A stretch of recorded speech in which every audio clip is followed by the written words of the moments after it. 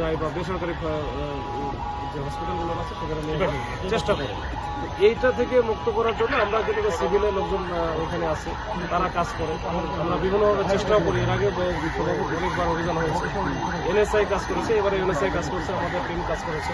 তো আমাদের এবার জুডিশিয়াল ম্যাজিস্ট্রেট যিনি আছেন রমনা বিভাগে, তো ওনাকে সহ একটা অভিযান পরিচালনা করা হয়েছে দালালদের বিরুদ্ধে।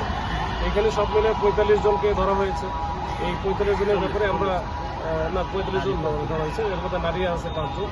তো আমরা একটু যাচাই বাছাই করতেছি। এর মধ্যে আবার অন্য একটু ঝামেলা হয়ে গেছে, সেটা হচ্ছে মেডিকেল রিপ্রেজেন্টেটিভ যারা, তাদের এখানে ভিজিটিং ডে ঠিক করা আছে সোমবার এবং বৃহস্পতিবার। তার মানে আজকেও তাদের ভিজিটিং ডে ছিল, কিন্তু ওই যে 12টার পর থেকে তাদের যাওয়ার কথা ওখানে সময় ছিল, ওই ভিজিটিং আওয়ার নিয়ে একটু গরমিল হওয়ার কারণে তাদেরও বেশ কিছু এখানে চলে আসছে 18-19 জনের মতো। তো আমরা এটা কথা বলতেছি, কথা বলে এটা সলভ করে ফেলবো। আমরা অলরেডি ওই যে জুডিশিয়াল ম্যাজিস্ট্রেটের সাথে কথা বলে দিয়েছি।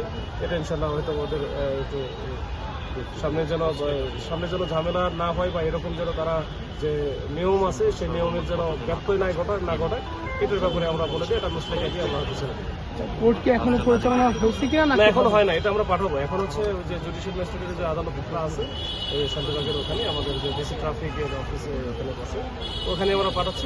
পাঠালে ওখান থেকে তারা একটা সামারি ট্রায়াল বা ওই যে মোবাইল কোর্ট করে।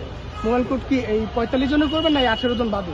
না, সবাইকেই করবে, কিন্তু সেটা হচ্ছে ওই যে কিছু আছে, এটা তাদের আসলে এখতিয়ার। তো ওই বিষয়গুলো আমরা যেহেতু তারা চাকরি করেন এবং তাদের একটা জবাবদিহিতা আছে এবং তারা আজকে ভিজিটিং ডেও ছিল, ওই হিসাব করে ওটার উপর ভিত্তি করে সে এটা ব্যবস্থা নেবে। ধন্যবাদ।